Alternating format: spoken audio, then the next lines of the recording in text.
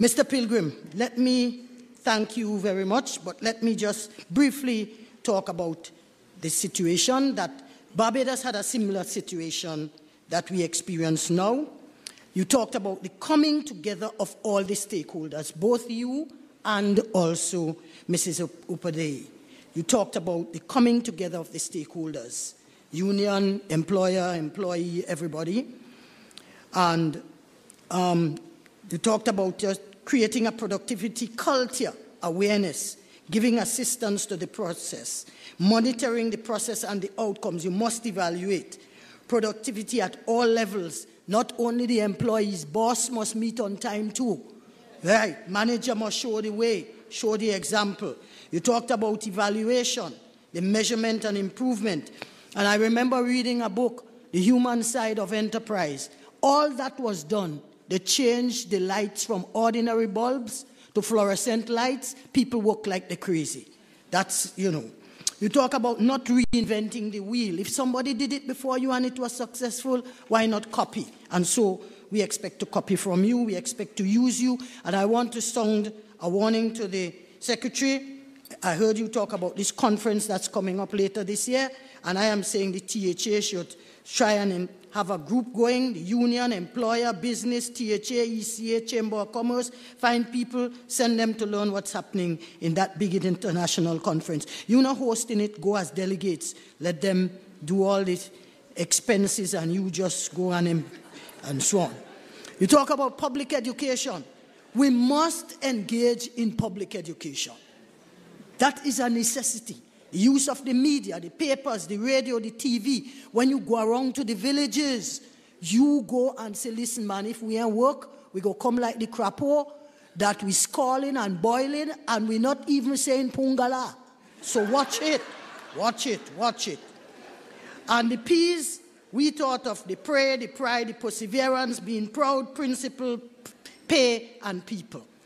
Mrs. Upadhyay, you also gave us some addition to this, so I wouldn't rehearse what Mr. Pilgrim said and what you identified a slow, gradual process. Again, the Crapo syndrome, labor shortage, absenteeism, lateness, punctuality, wellness, linking wages to productivity, poor management and leadership, poor human resource management, no succession planning. You're present but not working, and we know that. We go into offices, people playing games on computer, and they on, but I don't know how the finger's still good. Everything else. Not enough trained and skilled persons. Transport, traffic, yes, you know, that is a terrible thing. Mismatch of skills and illiteracy, not enough CXC passes, and then to ask ourselves, what is our role in productivity? Ladies and gentlemen, you have 10 minutes for questions. Good morning. Can you hear me? Yes. My name is David Ramjohn.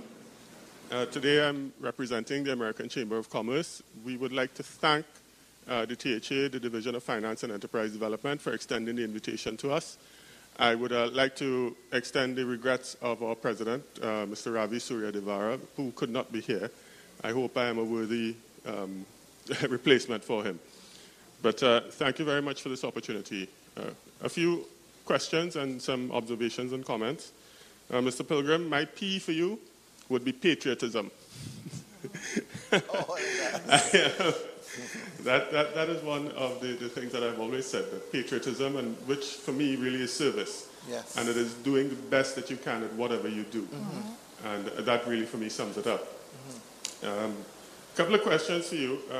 How do you think, in terms of Trinidad and Tobago's context, do we suffer from a resource curse and possibly the Dutch disease? And this could go for both of you, whichever one wants to tackle that question. But it's really the paradox of plenty. And has that been something that has affected our ability to be more productive and to diversify? We only have to look at the Singapore model to see what they have done without any natural resources whatsoever. The other thing is rewards for productivity, yes. But what about repercussions for non-productivity? Has that been examined? And you know, you look at the stick and the carrot aspect of things. The other thing really, and this is for development moving forward. We absolutely need to have accurate, timely, and relevant data. And we have to have the systems in place. So how do you measure those systems and ensure that the data that you're using to form your policy decisions going forward are actually, what you really need to have? And we need to establish or apply performance frameworks and indicators. And that's a very important aspect of it. So how can you address that for us in terms of your experience going forward? Thank you. Okay, with regard to the whole question of persons who are non-performers who should not be rewarded, that is always a challenge. But one of the solutions that we have promoted to address that particular issue at the enterprise level is to encourage organizations to develop performance management system. What you realize that in the past, especially in the public sector, the performance management system was very simplistic. Punctuality, initiative, some basic things. What we have been able to do with a lot of enterprises is to get them put in place structured performance appraisal system where employees are appraised based on work responsibilities, and you set certain grades, and where they're also appraised based on behavioral traits, teamwork, team spiritedness, customer satisfaction, and let them identify those competencies, those soft competencies that are relevant for the workers. So in a case like that, employees are fairly assessed. The whole question of subjectivity tend to go through the window, and the objective purview comes into play. So that sort of ensures that, look, if you are not a performer, it's not about being punitive, it is about what can the organization do to introduce developmental initiative to bridge the divide between where you are as a worker in terms of performance and where you ought to be. So that kind of two-pronged approach in terms of assessing individual workers, having a structured system in place, and linking it to rewards, because mind you, every worker in the organization receives his base salary. If he don't perform well, if he or she don't perform well, you can't take back the salary. There's not a principle that allows for that.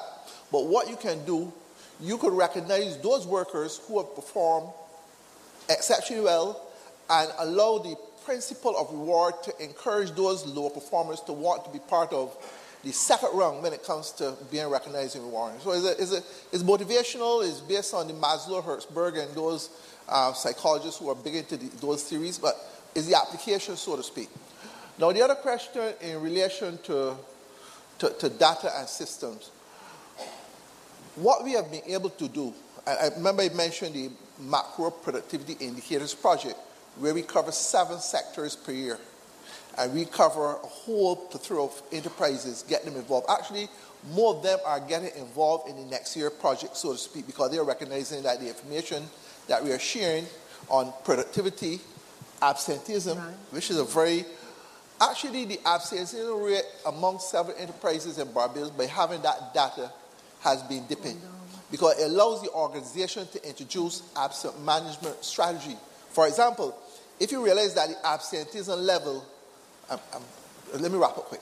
If you realize that absenteeism level at the support staff is fairly high, it may mean that when you have your incentive plan, you need to allocate a bigger portion of the pie towards that particular variable, so to speak. So the data that we have been able to develop, we have been able to share it at the enterprise level, and they have been able to do that into firm comparison analysis and put them in a better position to plan, manage, and from a tactical perspective, we recognize and reward workers. Mm-hmm. Yeah?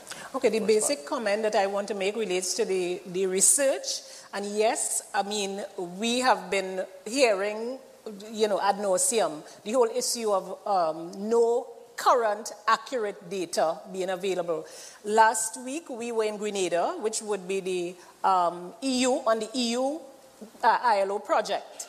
And that is a €2 million project, which came out of the EPA, right? Economic Partnership Agreement. And basically, what we were doing is trying to identify some of the main and common areas of weaknesses in both employer and labor organization at the Caribbean level and then at the national level.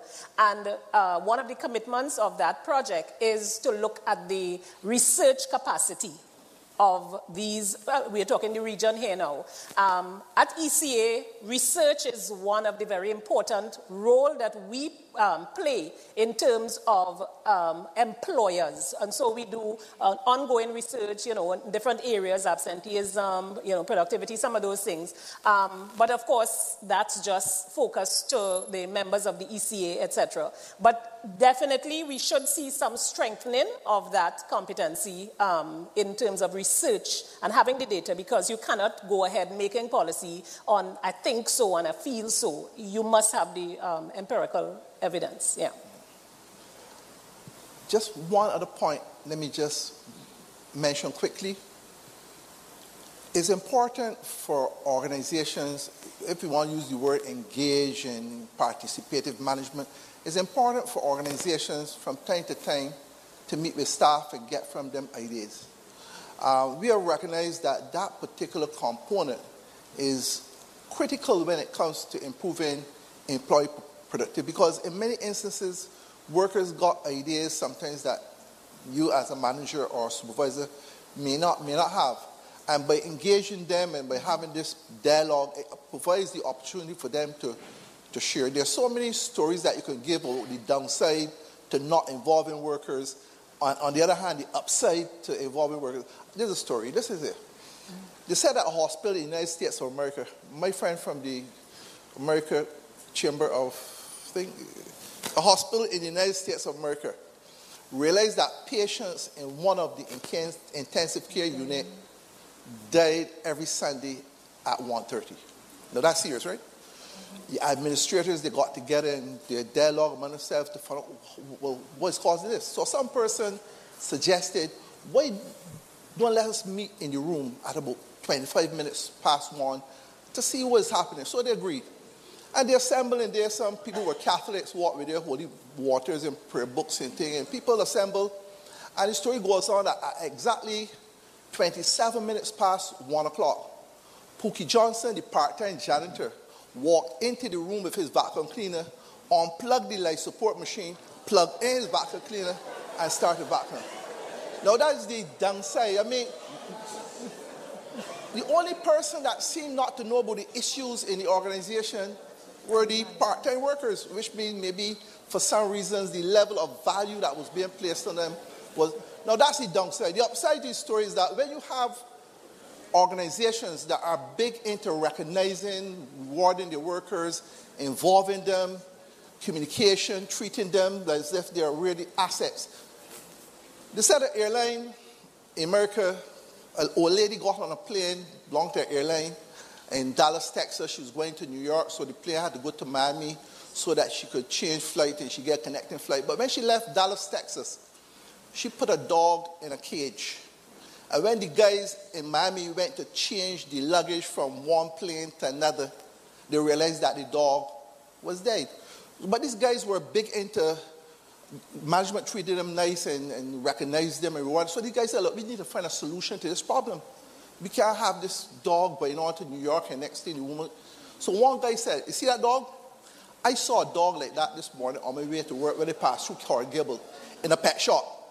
When I put together some money and buy the dog, so they did. I put together $6 a piece. The dog cost $100. The one guy went and collect the living dog and changed the color from the dead dog, put it in cage, and the flight went on to New York.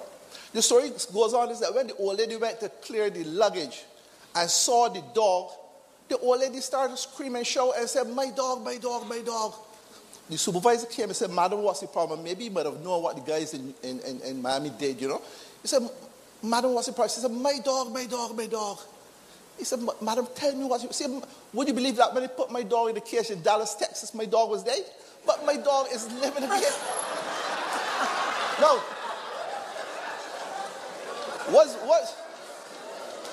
There's a moral to every story.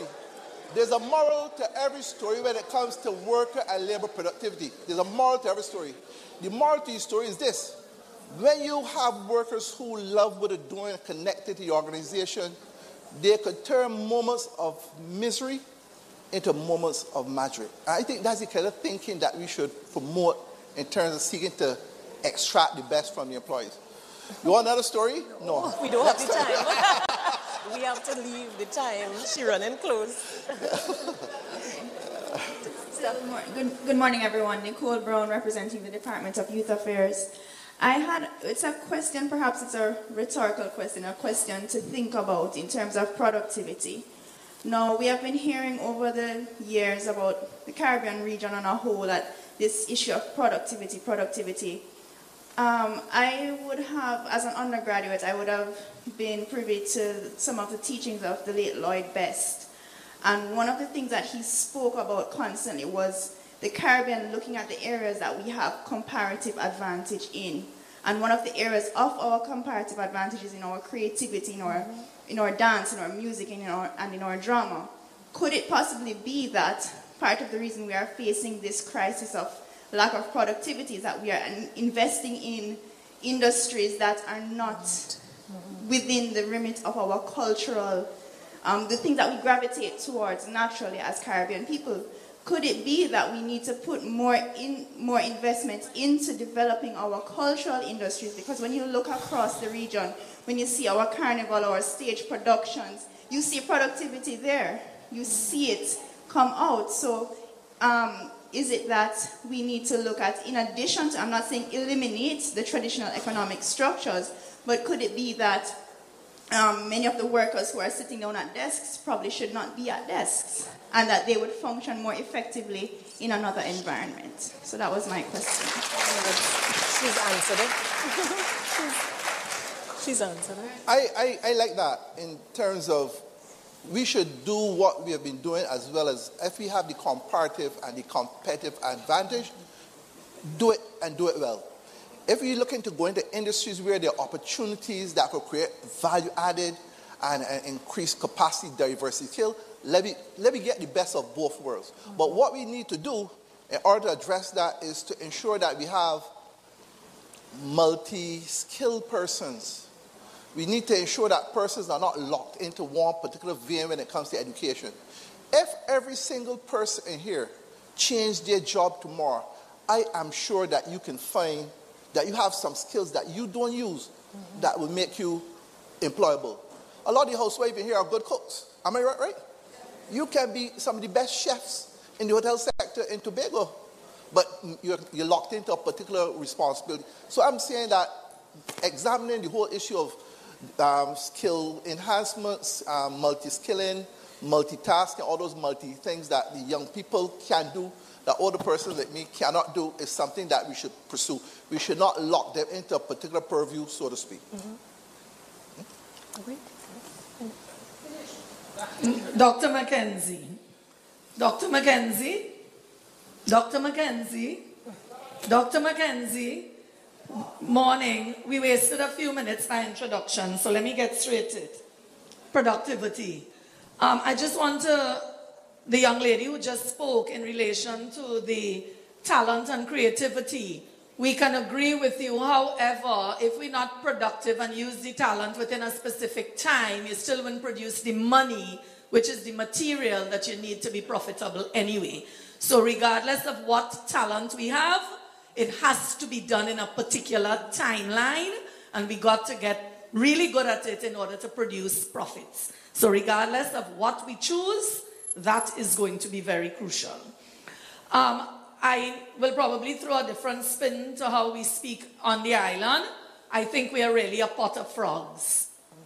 And I got that when I heard you speak, madam, in terms of the fire has been below us, we've been in the pot, the heat has been turning up slowly, and we got accustomed to it.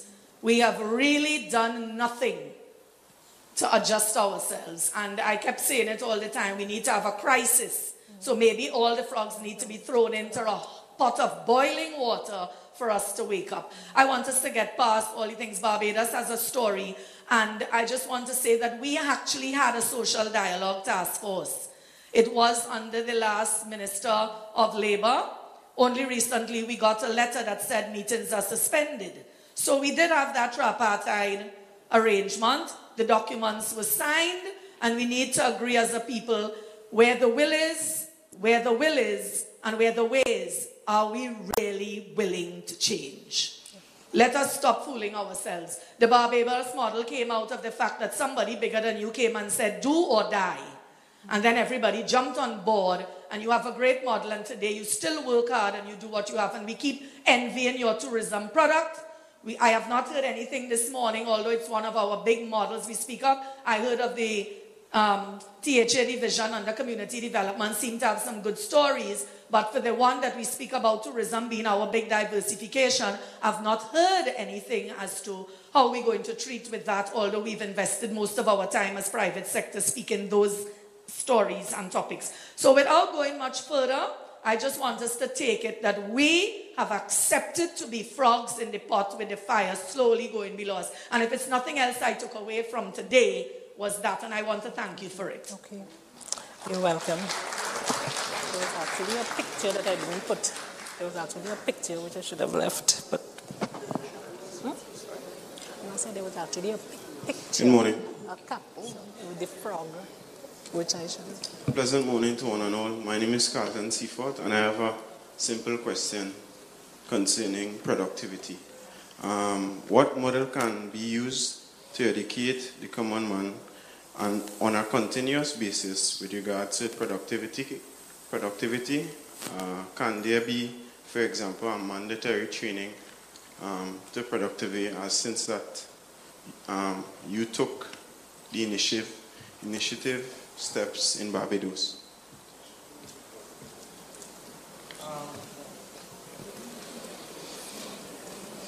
Productivity means different things to different people. If you ask a teacher what's productivity, that teacher may tell you productivity means being able to ensure that he or she get maximum passes. If you ask a person who is a carpenter what's productivity, he might tell you productivity means that he complete the house that he has to build on time, he save money, and he go on to do something else. If you ask me as an economist what's productivity, or ask Professor Farrell, we might introduce something and say productivity is about output over inputs and the synergistic. So it means different things to different people. To get into the minds and the hearts of persons, the whole concept and practice of productivity, you must tell people what is in it for them. Tell people the benefits. For me as an employee, what does it mean to me if my productivity increases? What does it mean to the government if the productivity increases? What does it mean to the citizens? Better services, better infrastructure. What does it mean to the employer who has invested money? More profits, a wider range of products and service, a bigger market share. It is selling in a particular way the benefit, so that when people at all levels, stakeholders at all levels, decide to engage themselves in addressing productivity, they can see and they could sing from the radio station WFIIM what is in it for me. And that's the best selling approach. Eh?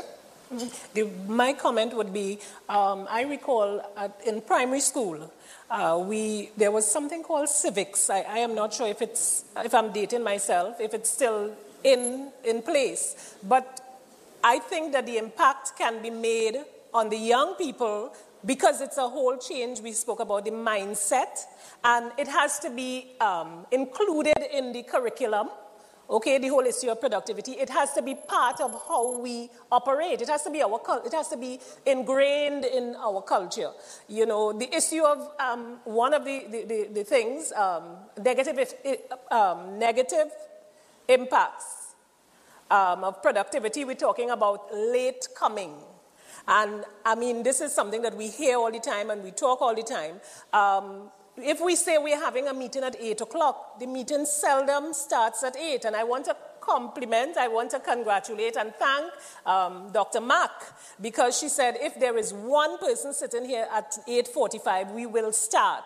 You know, and some of those are seen as, you know, well, old values, etc. But those are the values and those are the habits and those are the things that we need to practice as adults, and we need to teach them to our children. What they see is what they're going to emulate. So yes, we need to get into the curriculum, the schools, the community, you know, community centers. We need to have that like a mantra productivity has to be part of who we are. I support that wholeheartedly because let me tell you something that happens in the Caribbean. We have workers in the Caribbean that would go to work late, all kind of crazy things, and the introduce system to change that behavior. But yet the same workers will go to the States and get to work through the snow and got 3 jobs going. So what is that? What is it that environment allows people to be more productive than we in the Caribbean? You know, so we got to start at the school level. Educate, entice, encourage. We got to do what we got to do. Yeah, yep. Let's go on to our second